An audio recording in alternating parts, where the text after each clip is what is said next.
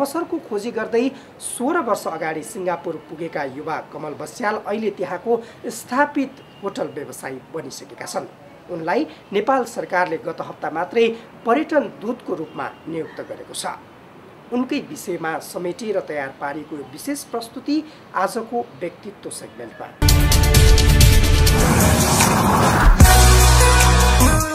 मानिसको जीवन सङ्घर्षको एउटा अनुपम सङ्गालो हो। अरूभन्दा पृथक बन्न खोज्नु र केही फरक काम गर्न खोज्नु मानवीय चरित्र नै हो। यसैको कारण हुनसक्छ मानिस एक ठाउँबाट अवसरको खोजी गर्दै अनेक ठाउँमा पुग्ने गर्दछन् र आफ्ना सङ्घर्षका पाइलाहरू अगाडि बढाउने गर्दछन्।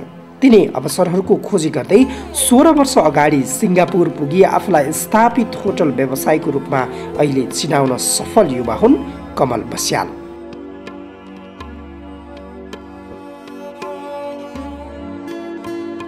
भर्खरै मात्र नेपाल सरकारबाट सिङ्गापुरका लागि सद्भावना पर्यटन दूतको जिम्मेवारी पाउनुभएका बस्याल 2001मा पढ्न भन्दै परिवारलाई नै जानकारी नदिई सिङ्गापुर हानिएका थिए। विकसित र विश्वकै महँगो मुलुक मध्येमा अगाडि आउने सिङ्गापुरमा सुरुवातका निकै जटिलता बस्यालले पनि नखेपेका होइनन्। सिङ्गापुरमा चाहिँ एक त स्टुडेन्टले काम गर्न पाउँथेन, तर अहिले पनि काम गर्न पाउँदैन। स्टुडेन्ट लाइफमा चाहिँ यहाँ सिङ्गापुरमा धेरै नै गाह्रो थियो। त्यति बेला चाहिँ मैले चाहिँ भनौँ न कलेज जान्थेँ अनि अलिअलि लुकेर यताउति गरेर काम चाहिँ पार्ट टाइम जस्तो कामहरू गर्थेँ मैले। त्यति बेला चाहिँ पैसा नभएर अनि हामीले चाहिँ एउटा त्यस्तो ठाउँ थियो कि गुरुद्वार भन्ने त्यो पन्जाबीको थियो। हामीले चाहिँ त्यहाँभित्र चाहिँ फेटा बाँधेर हामी खाना जानु पर्थ्यो, फ्रीमा हुन्थ्यो त्यो रिलिजियसको नाताले। हामी चाहिँ त्यहाँभित्र पैसा नभएर त्यति बेला चाहिँ हामीले फ्रीमा खानको लागि हामी त्यहाँभित्र जान्थ्यौँ कि हामी।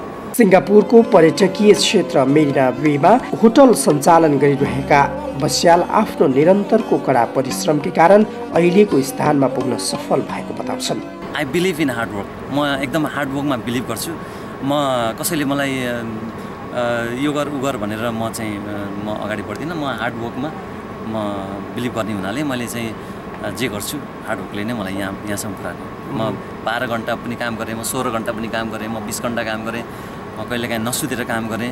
किन भन्दाखेरि अब यो गऱ्यो भने हार्डवर्क गऱ्यो भने तपाईँ कहिले पनि पछाडि पर्नु पर्दैन जस्तो लाग्छ मलाई। निकै महत्त्वकाङ्क्षी स्वभाव रहेका बस्याल यसलाई नै आफ्नो सफलताको बलियो आधार मान्छन्। सफल बन्न सपना देख्नु आवश्यक ठान्छन् उनी। मलाई चाहिँ म धेरै किताबहरू पढ्थेँ कि, धेरै किताबहरू पढ्थेँ, ठुल्ठुलो मान्छेहरूको किताबहरू पढ्थेँ। धेरै म एकदम हाई एम्बिसियस थिएँ क्या। मलाई कोही मान्छेहरूले क्रेजी पनि भन्थ्यो क्या, यसले केही पनि गर्न सक्दैन, यसले चाहिँ राम्रो पनि गर्न सक्दैन, यसले चाहिँ त्यसको एम्बिसियस ठुलो छ भन्थ्यो क्या।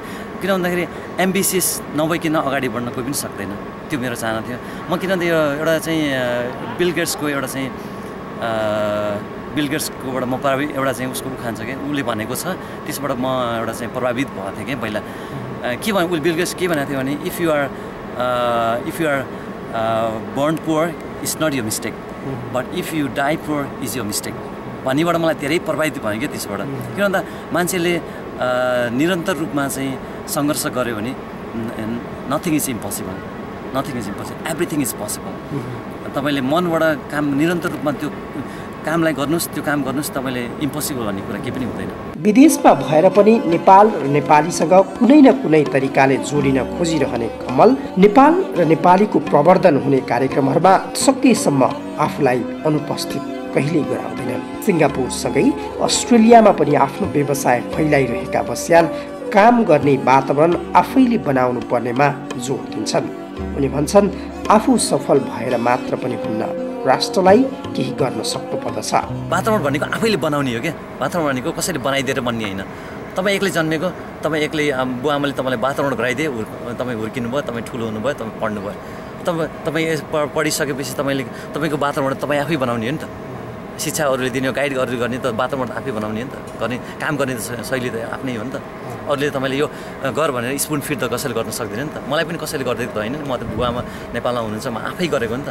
आफै गरेँ, म निरन्तर रूपमा कसैले सहयोग गरेको होइन, मलाई कसैले चाहिँ ल्याएर पैसा दिएको होइन, म आफै गरेँ। म निरन्तर रूपमा मेरो ड्रिम भनेको म सक्सेसफुल हुने मेरो ड्रिम थियो। अझै पनि मेरो सक्सेसफुल भइसकेको छैन। म हुन्छु तर सक्सेसफुल भएर मात्र पनि हुँदैन, भएर देशलाई सेवा गर्न सकिएन भने त्यो सक्सेस भएको काम लाग्दैन। हाल सिङ्गापुरको नागरिक बनिसकेका बस्यालसँग नेपालको पर्यटन क्षेत्रको प्रवर्धन गर्ने ठूलो लक्ष्य छ। यसका लागि पहिला आफ्नो व्यवसाय स्थापित गर्नेतर्फ कमल सचेत छन्। उनको उद्देश्यलाई पर्यटन बोर्डले दिएको पर्यटन दूतको उपाधिले अझ ऊर्जा मिलेको छ। पहिला अब 1-2 वर्षसम्म म अझै यहीँ बस्छु, अनि त्यसपछि मैले चाहिँ अस्ट्रेलियामा मेरो लगानी भएको हुनाले अस्ट्रेलियामा चाहिँ मैले चाहिँ एउटा चाहिँ कम्पनी खोल्नको लागि प्रयासमा छु।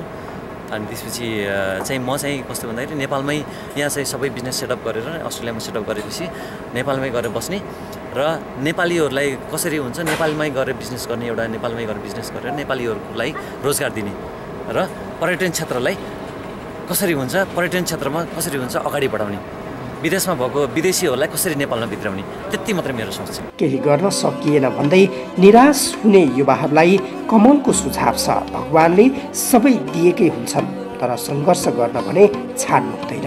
होइन, निराशा बन्नुपर्ने आवश्यकता छैन, किन भगवानले तपाईँलाई 2टा हात दिएको छन् अनि गर्नलाई, 2टा खुट्टा दिएको छन्, अनि तपाईँलाई ब्रेन दिएको छन् उसको लागि, मतलब एउटा सोचको लागि। भनेपछि तपाईँले हामीले गर्न नसक्ने केही पनि छैन। म पनि एउटा चाहिँ एकदमै पोर फ्यामिलीबाट आएको होइन। मलाई पनि अब मैले पनि त्यस्तो धेरै डक्टर इन्जिनियर बन्न सकिएन होइन, किन भन्दा गर्न नसक्ने भन्ने केही पनि छैन। तर एउटा सोचमा, त्यो सोचमा आफू अगाडि बढ्नुपर्छ। हुन्छ, धेरै मान्छेहरू छन् डक्टरहरू छन्, कोही इन्जिनियरहरू छन्, आफ्नो क्षेत्रमा सबैले आफूले गर्ने हो नि त। अब डक्टर छन् भन्दैमा उनीहरू आफ्नो ठाउँमा डक्टर छन्, उनीहरू आफ्नो ठाउँमा इन्जिनियर छन्। हामी आफ्नो ठाउँमा काम गरेछौँ भने सबैले आफ्नो ठाउँमा मास्टर गऱ्यो भने, तपाईँले आफ्नो ठाउँमा मास्टर गर्नु, मलाई आफ्नो ठाउँमा मास्टर गरेँ, तपाईँले गऱ्यो भने नहुने भन्ने कुरा केही पनि छैन। तपाईँले प्रगति नगर्ने भन्ने कुरा केही पनि छैन। तपाईँले प्रगति गर्न सकिन्छ। हरेक कुराहरू तपाईँले चाहिँ सोच गराएर अनि त्यसलाई निरन्तर रूपमा तपाईँले चाहिँ त्यसलाई हार्डवर्कका साथ तपाईँले चाहिँ सोचेर त्यो पुरा नहुन्जेलसम्म तपाईँले गरे निरन्तर रूपमा लागिरहनु भयो भने अवश्य एक दिन पुरा हुन्छ। डेफिनेटली तपाईँले त्यो चाहिँ त्यो तपाईँको ड्रिम चाहिँ सक्सेस हुन्छ। नेपालको पर्यटन क्षेत्रलाई प्रवर्धन गर्न लागि परिरहेका बस्याललाई प्रोत्साहित गर्न सरकारले पर्यटन दूत बनाउनु स्वागत योग्य छ। राज्यले दिएको यो गहकिलो भूमिकालाई सफलतापूर्वक निर्वाह गरी नेपालमा पर्यटन भित्र्याउने कार्यमा आफ्नो गर्विलो उपस्थिति देखाउन कमलका लागि यो निकै ठूलो अवसर पनि हो। यो कार्यमा बस्याल सफल बन्न सकुन्, शुभकामना।